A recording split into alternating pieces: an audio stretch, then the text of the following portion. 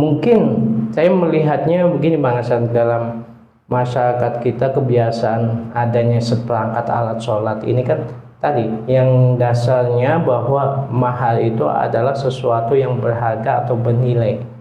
Nah, perangkat alat sholat itu bernilai berharga bagi perempuan, harapannya dia akan menjadi wanita yang mau menjaga sholatnya.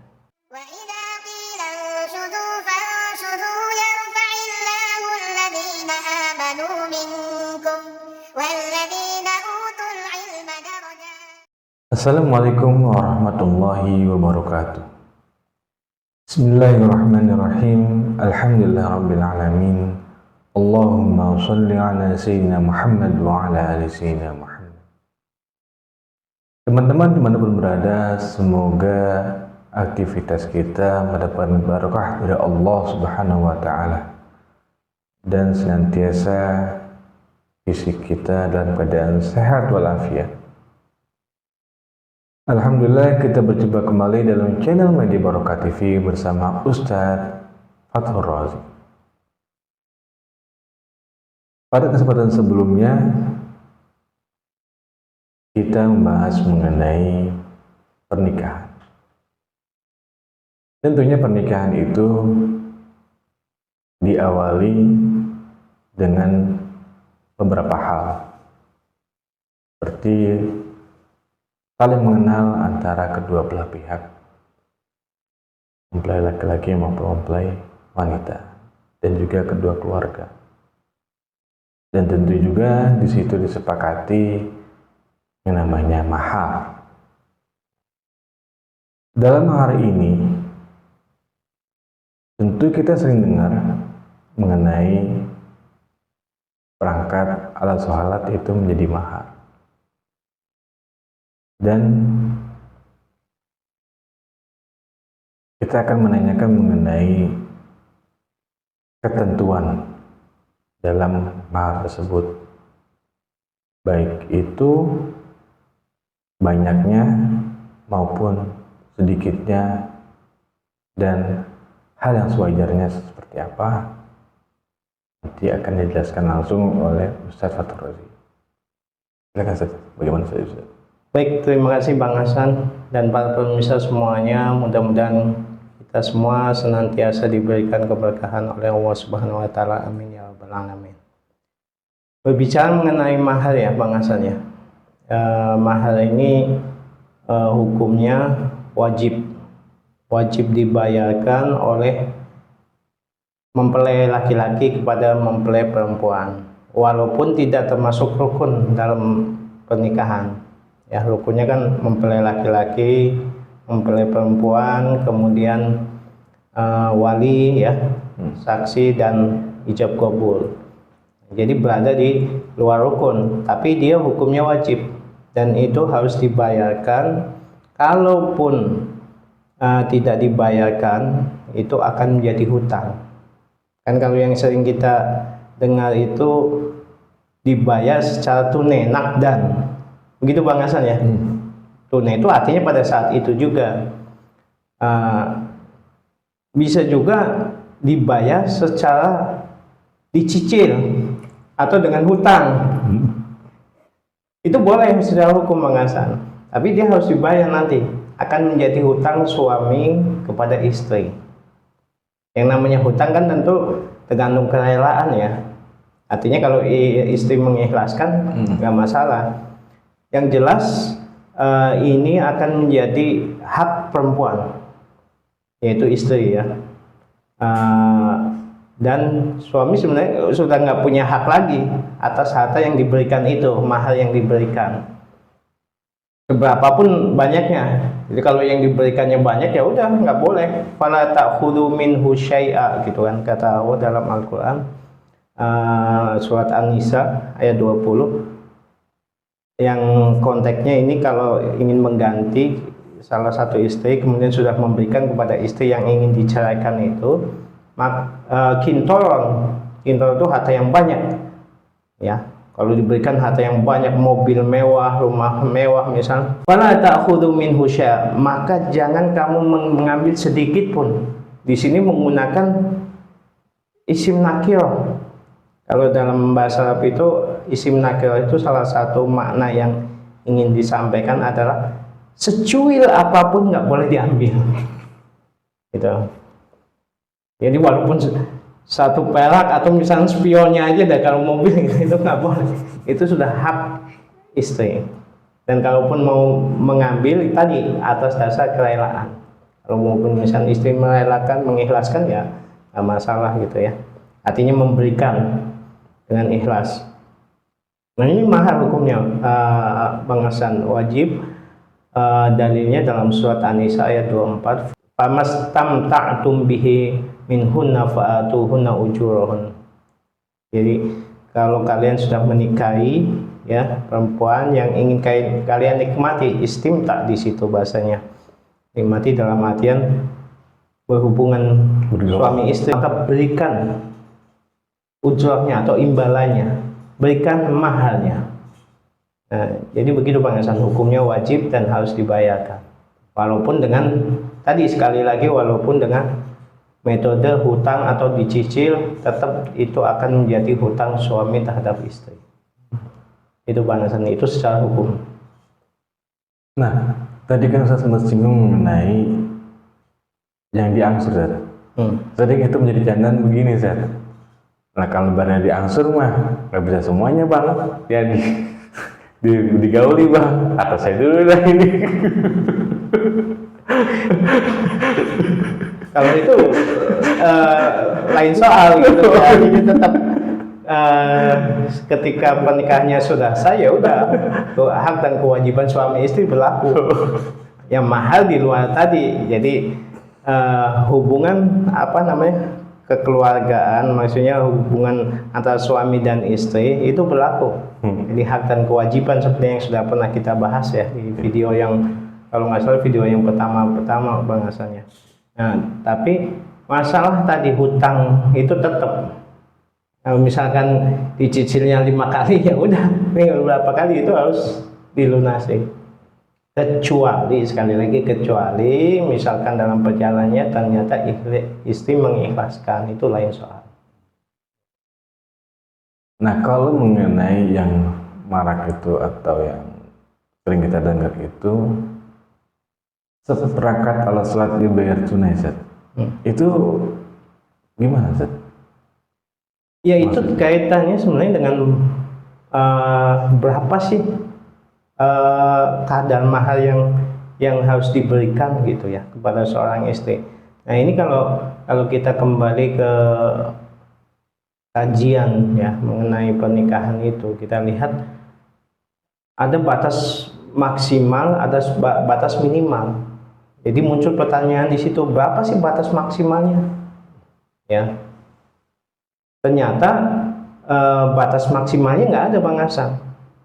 Ya, karena dalam satu riwayat ketika Umar bin Khattab menjadi khalifah, kemudian Umar ingin membatasi itu mahar, kalau nggak salah maksimal 400 dirham. Ternyata ada satu wanita yang protes ya dengan dalil surat An-Nisa ayat 20 yang saya bacakan tadi, yaitu wa in artum istibdala zaujim makana zaujim wa atitum ihdahuna kintaran. Di sini menggunakan redaksi kintaran. Kintaran bermakna al-malul katsir, harta yang banyak, yang sangat banyak. Jadi kalau seorang suami sudah memberikan mahar, mas kawin kepada istrinya harta yang banyak, wala ta'khudhu minhu syai'a, maka jangan kamu mengambil sedikit pun. Suami nggak boleh mengambil sedikit pun di situ. Nah ini dengan dalil ini maka Umar menyampaikan kamu yang benar. Artinya berapapun boleh silakan. Nah, cuma ingat bahwa juga ada batas minimal. Berapa batas minimalnya? Ternyata kalau kita kembali ke kajiannya, memang ada sedikit perbedaan pendapat ya. Imam Syafi'i dan Hambali itu tidak membatasi, Bang Hasan. Bahkan semampunya berapa? Tentu bagi dalilnya ada satu riwayat itu ketika sahabat ingin menikahi, maka Nabi bersabda menikahi seorang perempuan ya, iltamis walau khatiman min hadid, carilah olehmu mahar atau mas kawin meskipun hanya berupa apa, cincin. Khatim itu cincin dari besi, bukan dari berlian maksudnya atau emas, ini besi kan, mohon maaf itu nggak ada harganya ya, meninggal. Nah ini juga yang apa namanya, sejalan dengan sabda Nabi di riwayat yang lain yang memberikan semacam anjuran kepada kita semua yang apa namanya, intinya bahwa pernikahan yang paling banyak keberkahannya, inna a'dhaman nikahi barakatan, ya kata Nabi, sebesar-besarnya keberkahan dalam satu pernikahan adalah apa? Aisaruhu mauna, itu yang paling gampang mahalnya. Nah ini kan sebuah anjuran Bang Hasan kepada kita untuk jangan terlalu mahal, apalagi sampai semacam tadi mobil mewah gitu. Nah dari sini saya menyimpulkan begini Bang Hasan, bahwa ini satu permasalahan yang sifatnya kondisional dalam artian sesuai kemampuan ya. Nah kalau orang misalkan mampu terus ngasihnya yang rendah juga gitu ya, hanya seperangkat alat sholat saja, katakan tadi ya, seperangkat alat sholat tanpa ada yang lain, misalnya uang tunai atau apa ya, mungkin menurut saya kurang pas. Kenapa? Karena di sini kan tadi tujuannya untuk memberikan sesuatu yang berharga buat istri, bahkan bisa jadi untuk pegangan lah. Yang namanya perjalanan hidup kita kan nggak tahu ya, kalau satu saat misalkan terjadi masalah, misalkan katakanlah antara suami istri itu harus berpisah, atau kemudian misalkan ternyata menghadapi kondisi sulit ya, mungkin itu jadi pegangan seorang istri gitu. Kalau laki kan mungkin lebih bisa bebas gitu ya, dalam artian lebih bisa kemana aja gitu pada umumnya, mohon maaf, pada umumnya Bang Hasan. Nah tapi juga tidak boleh juga terlalu memberatkan ya. Kalau orang memang sudah punya keinginan, udah sama-sama suka gitu ya, ingin sama-sama setuju untuk menikah, ternyata calon mempelainya ini yang perempuan menetapkan sekian mahalnya, sementara kemampuan laki-lakinya nggak ada gitu kan, nanti malah nggak jadi, kan bahaya gitu ya. Bahaya dalam artian bisa malah terjerumus ke perbuatan maksiat gitu, dikhawatirkan ke sana Bang Hasan. Artinya tetap walaupun tadi ya jangan terlalu rendah gitu ya, tapi juga jangan terlalu memberatkan juga ya, tetap sesuai dengan kemampuan terutama calon mempelai laki-lakinya gitu. Sehingga niat baik untuk membangun bahtera rumah tangga ini tidak terkendala Bang Hasan. Begitu Bang Hasan. Berarti tidak memberatkan dan juga tidak memudahkan saja. Ya. Nah, masalah seperangkat alat sholat tadi Bang Hasan, menurut saya pribadi dengan pertimbangan tadi ya, kondisional tadi, kalau hanya seperangkat alat sholat sementara sebenarnya punya kemampuan ya, mungkin kurang pas menurut saya. Ya, kurang pas, walaupun ya boleh saja gitu ya, tapi kurang pas lah. Nah kemudian mungkin bagi orang yang benar-benar tidak mampu gitu, itu boleh gitu. Bahkan tadi kata Nabi, walaupun hanya dengan cincin yang terbuat dari besi. Bahkan dalam riwayat itu karena nggak punya sama sekali, mencari pun nggak ada, akhirnya hanya berdasarkan hafalan beberapa surat Al-Quran, dan itu dilegitimasi, disahkan oleh baginda Nabi besar Muhammad SAW. Nah, mungkin saya melihatnya begini Bang Hasan, dalam masyarakat kita kebiasaan adanya seperangkat alat sholat ini kan tadi yang dasarnya bahwa mahar itu adalah sesuatu yang berharga atau bernilai. Nah, perangkat alat sholat itu bernilai berharga bagi perempuan, harapannya dia akan menjadi wanita yang mau menjaga sholatnya. Itu tujuannya ke sana sebenarnya Bang Hasan. Artinya kalau tanpa ada dasar atau niatan seperti itu sebenarnya nggak masalah juga ya, tapi kemungkinan besar ke sana gitu Bang Hasan. Kita berhusnuzon saja. Ya. Karena kan semangat al-sholat itu kan menandakan cintaan kita atau perhatian kita kepada ibadah kita, hablum minallah kita, agar lebih erat lagi, agar lebih baik lagi gitu kan. Kan sesuai dengan doa yang sering kita baca ya, doa dari Al-Quran, Rabbana hablana min azwajina wa dzurriyyatina qurrata a'yun. Wahai Tuhan kami, berikanlah kepada kami istri dan anak-anak atau keturunan kami yang qurrata a'yun, ya, yang permata hati lah, enak dilihat. Kemudian di Rabbi habli minas sholihin, wahai Tuhan kami, Tuhanku, berikan aku ke anak-anak ya yang soleh gitu. Itu Bang Hasan, artinya ada tujuan niat ke sana. Ya, karena pernikahan juga itu untuk menyempurnakan saja. Ya. Untuk mengutamakan penyempurnaan kehidupan dan meninggalkan yang dilarang seperti itu. Jadi teman-teman yang ingin menikah nih gitu kan, ya ini betul-betul kan itu teman-teman ingin menikah nih, ada niatan tapi masih ada pertimbangan, ntar begini ntar begitu gitu kan.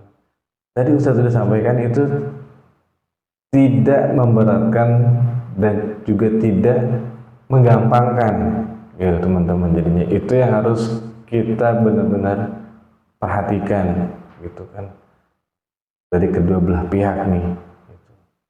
Dan misalnya dia itu bayar separuhnya saja, nggak apa tuh, ditunain gitu kan sampai selesai gitu kan. Nah guyonan mengenai bayar setengah, ya setengah dulu yang bisa dipegang mah itu mah lain hal.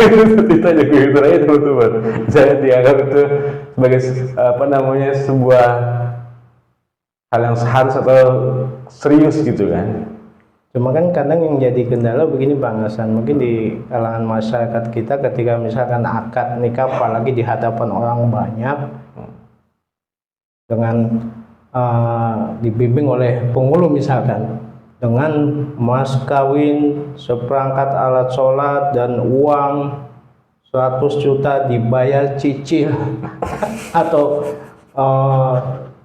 kalau biasanya kan tunai ya, dibayar dengan cicil 10 kali misalnya, itu mungkin akan jadi gengsi gitu. Orang malu mungkin seperti, padahal secara hukum dibenarkan, dibolehkan. Jadi gengsi itu, ini mah kata kredit motor. Padahal itu teman-teman itu tadi lagi satu disampaikan itu dibolehkan itu kan, tapi karena memang kita ini budayanya tutur itu kan lisan budaya kita gitu kan, jadi hal itu menjadi dan umumnya itu jarang terjadi, jadi agak aneh jadi hal yang menghebohkan mungkin dari sebagian teman-teman. Tapi sekali lagi kami sampaikan di sini yang pada intinya untuk saling memudahkan, karena baginda Nabi tadi kita sampaikan itu baik-baiknya pernikahan adalah yang memudahkan saja. Yang paling besar keberkahannya. Itu keberkahan. Jadi jangan lagi teman-teman minder gitu kan, karena hal itu juga yang jalanin kok nanti kedepannya antara kedua mempelai itu kan, bukan orang lainnya cuman bisa support gitu kan, memberikan masukan, memberikan gambaran. Sisanya ya kedua mempelai itu nanti menjalani kehidupannya gitu kan. Dan kita juga jangan gengsi atau hal yang sebagainya gitu, menjadikan hal itu menjadi berat bagi kita gitu kan. Karena kalau nanti berat tadi sudah sampaikan itu berarti bisa mengarah hal yang tidak baik atau hal yang dilarang. Itulah makna dari tidak memberatkan dan tidak menggampangkan. Tidak menggampangkan karena apa? Agar hal tersebut, itu pernikahan itu harapannya saja dapat berjalan hingga ajal yang memisahkan. Ya, semoga teman-teman semuanya dapat mengambilkan manfaat dan mengaplikasikannya dalam kehidupan untuk kehidupan yang lebih baik dengan ibadah kita yang lebih baik ke depannya. Gitu. Dan saya sangat mengharapkan kepada teman-teman semuanya untuk like dan share, kalau perlu nyalakan loncengnya agar terus dapat update video-video kami itu di channel Media Barokah TV kedepannya untuk edukasi baik itu pernikahan maupun yang lainnya. Kami besar harapan dapat memberikan hikmah ataupun edukasi yang baik untuk kehidupan yang lebih baik ke depannya. Assalamualaikum warahmatullahi wabarakatuh.